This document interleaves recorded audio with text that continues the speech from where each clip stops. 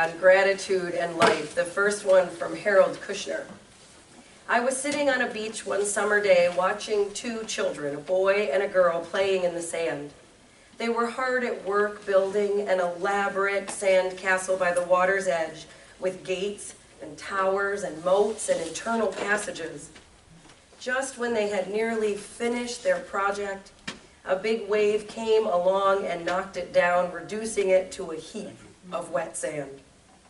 I expected the children to burst into tears, devastated by what had happened to all their hard work. But they surprised me. Instead, they ran up the shore away from the water, laughing and holding hands, and sat down to build another castle. I realized that they had taught me an important lesson. All the things in our lives, all the complicated structures we spend so much time and energy creating are built on sand. Only our relationships to others endure. Sooner or later, the wave will come along and knock down what we have worked so hard to build up. When that happens, only the person who has someone's hand to hold will be able to laugh. And this memory from Robert Walsh. My earliest memory of a prayer is the table grace my grandfather used to say. I associate it with holiday meals, with extended family crowded around a long dining room table. I remember the smell of gravy, the sight of bowed heads, and then the gruff voice of this old man delivering the prayer as if it were one long word accented on the first and last syllable. Lord, make us thankful for these provisions, we ask in Christ's sake, amen. The last word sounded like "Amen," and I thought that was the way that you ended a prayer. I remember the years when I had no idea what he was saying. The prayer had meaning that did not depend on knowing. It was an invocation for the larger liturgy of the meal. Its meaning beyond language had to do with bonds. My bonds to the food, my parents, my sister, aunts, uncles, cousins, grandparents, the warmth of the room, the celestial and human rhythms that brought us to the table, and all those mysteries beyond these. There came a time when I figured out the words to Pop's prayer, but that didn't seem to affect its meaning. It was much, much later, after turning this memory over until it was worn smooth, that I realized something important about the prayer. I had thought it was a prayer of thanksgiving. But Pop did not say, Lord, thank you. He said, Lord, make us thankful. It was a prayer of petition. We were beginning those special meals not with thanks for the bountiful gifts before us and around us, but with a confession that we were not thankful enough. Make us thankful, he said. Wake us up. Our gratitude is dulled by the very abundance of what we have. Bring us somehow to enough clarity of vision to see what a miracle this creation is in which we find ourselves. In truth, he was right. We are not thankful enough. A confession with which to begin every Thanksgiving. Amen.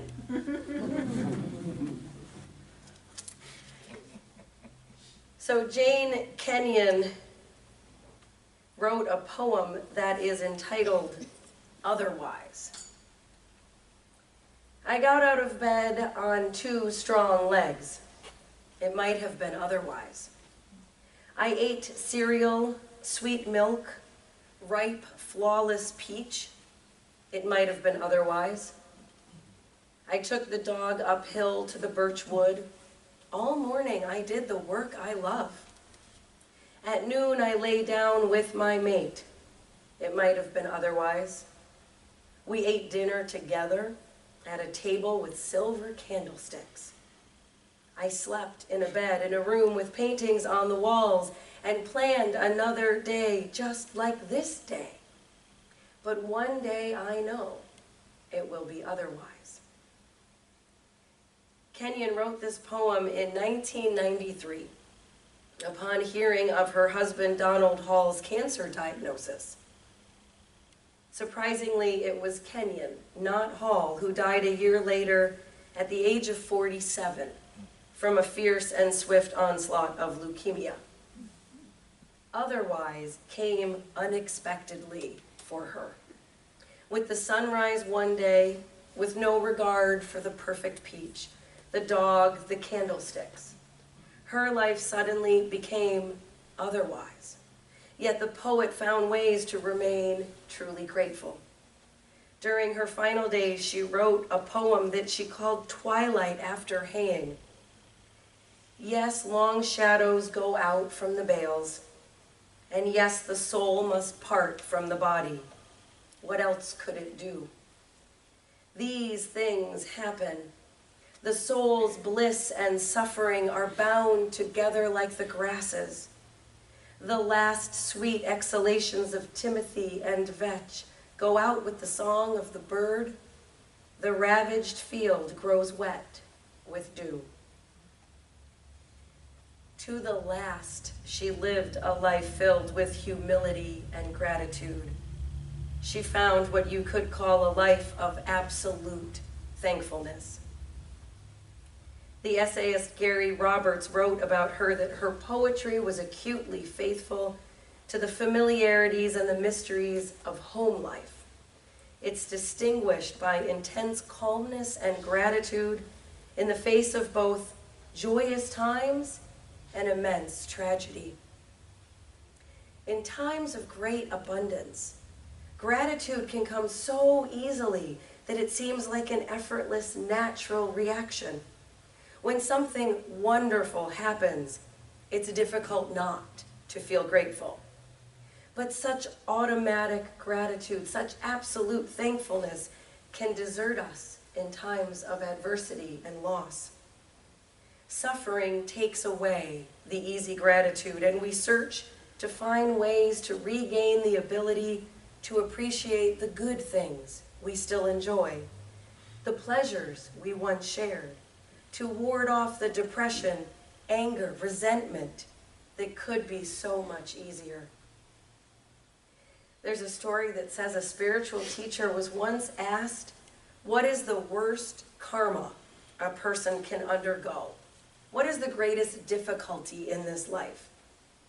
And the teacher's reply was that the worst karma is to be ungrateful. If you suffer from ingratitude, then it won't matter what blessings and goodness are in your life. You won't be capable of receiving it. In contrast, if you are grateful, then even in the most challenging of circumstances, you will be able to recognize the many gifts you are receiving. I think there's great truth in this teacher's statement, but it troubles me. We know that humans are hardwired to see the negative, to focus on what is wrong in any situation, to obsess over what we are missing, what we lack, instead of seeing the many blessings. Neuroscientists tell us it's evolutionary safety. If we didn't look for the harmful or the dangerous, our species may have died out a long time ago. There are a lot of jokes about this piece of being human, about being, inherently negative maybe. Garrison Keillor tells the story of a grandmother who was walking along the beach with her 5-year-old grandson when suddenly this huge wave came along and grabbed the child and carried him right out to sea. She looked up at the sky, she shook her fist, and she yelled, "God, this is unacceptable. You cannot take an innocent child." And just as those words came out of her mouth, another wave comes and deposits the child, smiling, right back at her feet. She picks the child up in her arms, she looks up to the sky, and she says, "This child had a hat."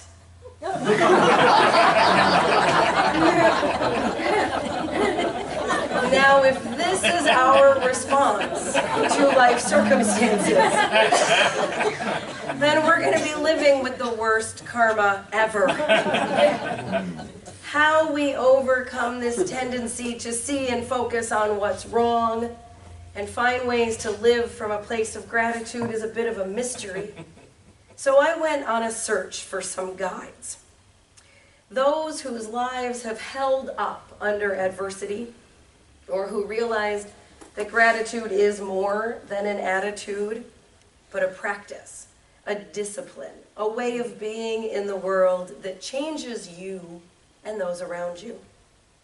Jane Kenyon, of course, is one. Elie Wiesel is another. No one is as capable of gratitude as one who has emerged from the kingdom of night, he wrote. He knew firsthand the cruelties of loss of faith, loss of family, loss of any semblance of humanity.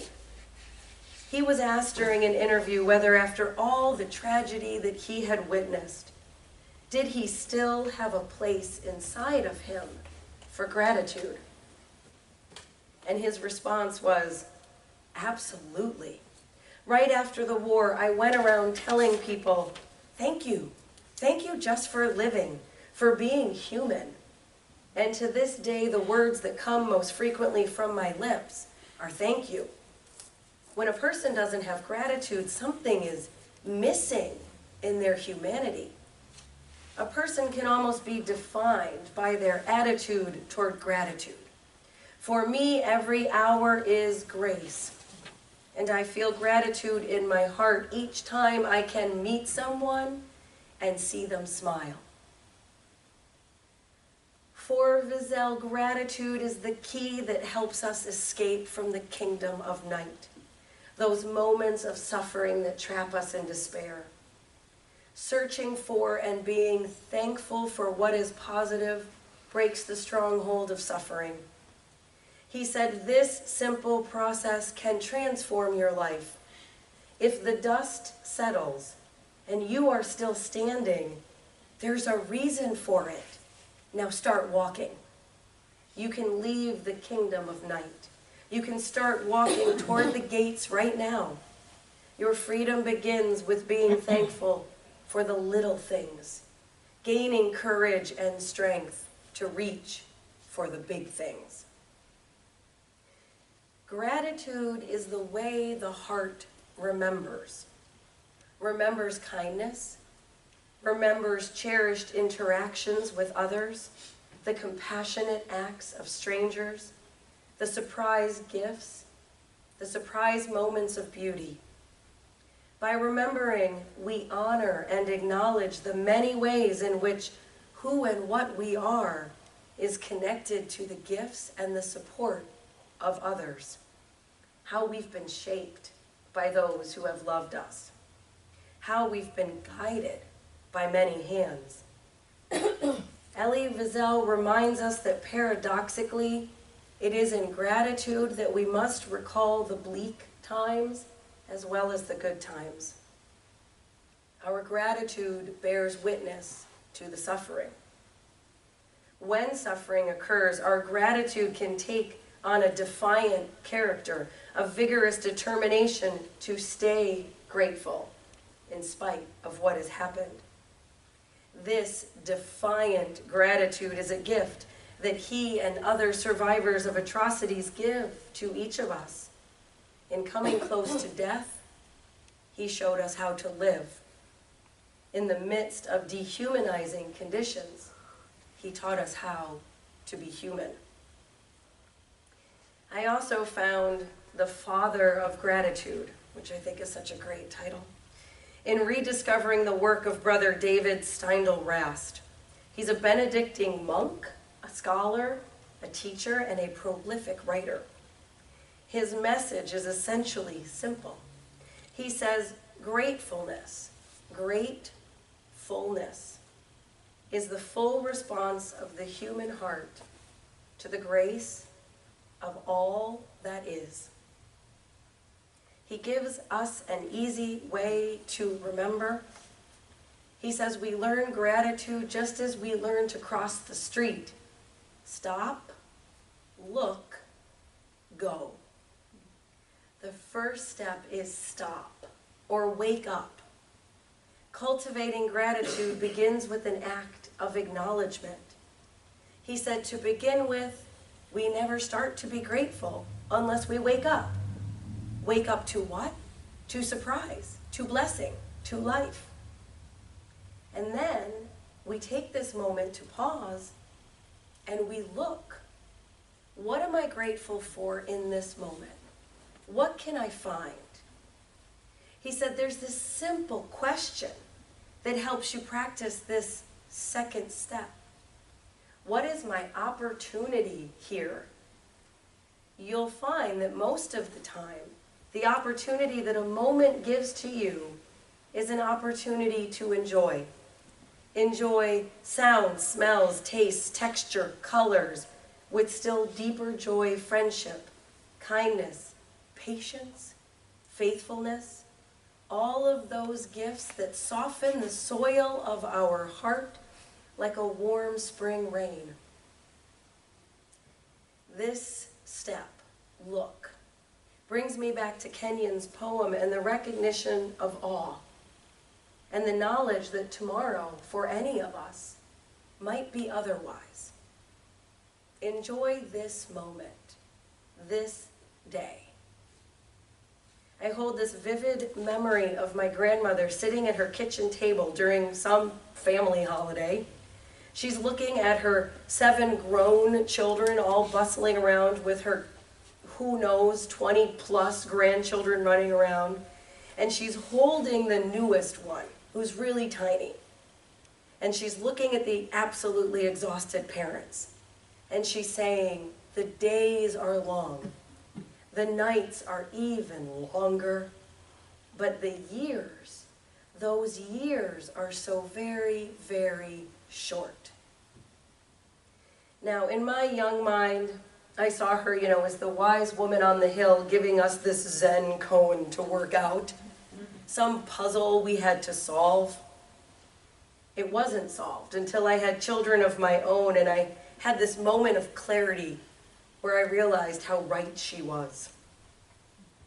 Last June, my oldest graduated from elementary school. And as I watched him walking away from that school for the last time, I wondered where all those years had gone. And her words came back to me now, not as a puzzle, but as a reminder. The days are long, the nights are longer, but the years are so very, very short. I'm imagining her now sitting at her table. She thanked you for everything. Her life wasn't an easy one. Long hours in a factory, coming home to 7 admittedly unruly children. She would walk in and they'd be having a water balloon fight in the house. She took care of her ill sister and her aging parents, all living under the roof of this really tiny house. Yet she was grateful. It was a practice in her life to stop just for a moment and look for the good. Appreciate the relationships, the simple pleasures, the love of family. Because no moment is a given and it goes by so very fast. Step 3, Steindl-Rast says, is go or respond.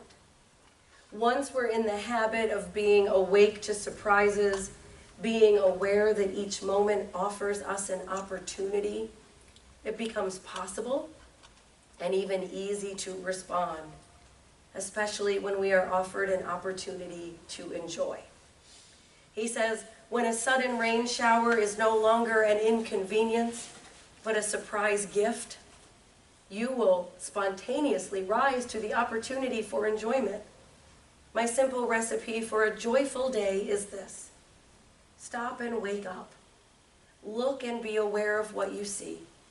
Then go on with all the alertness you can muster for the opportunity the next moment will offer. To experience absolute thankfulness, you must develop a practice. Perhaps something as simple as stop, look, go. Without practice, there's no development of skill, only an idea. You need to develop new habits of attention, Notice the concrete ways in which the world supports you every day.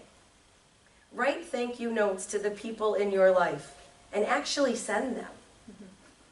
Write ridiculous thank you notes that you will never send. Dear sappy song on the radio, thank you for coming on when I was in the car. I needed a good cry.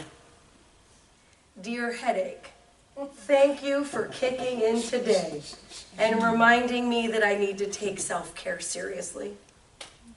Dear children's book authors everywhere, thank you for writing books that make us laugh, make us wonder, help me spend precious moments with my kids. Dear dogs that are currently shedding all over the couch, thank you for that extra energy today. I really needed the walk too. Dear parents, dear friends, dear coworkers, dear planet, dear universe, who would you send a note to today?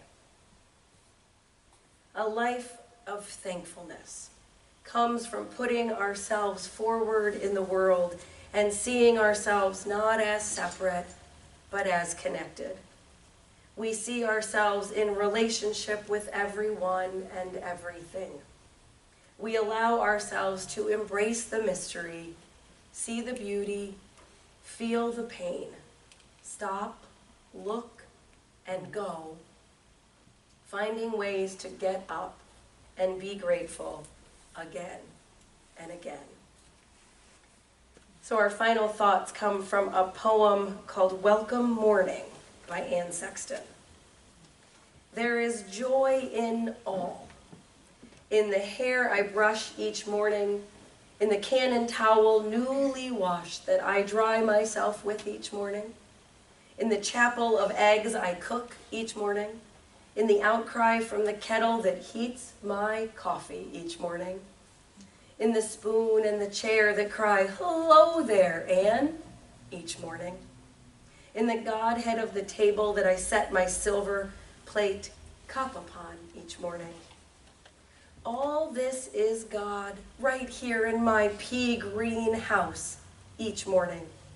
And I mean, though often forget to give thanks, to faint down by the kitchen table in a prayer of rejoicing as the holy birds at the kitchen window peck into their marriage of seeds. So while I think of it, let me paint a thank you on my palm for this laughter of the morning, lest it go unspoken.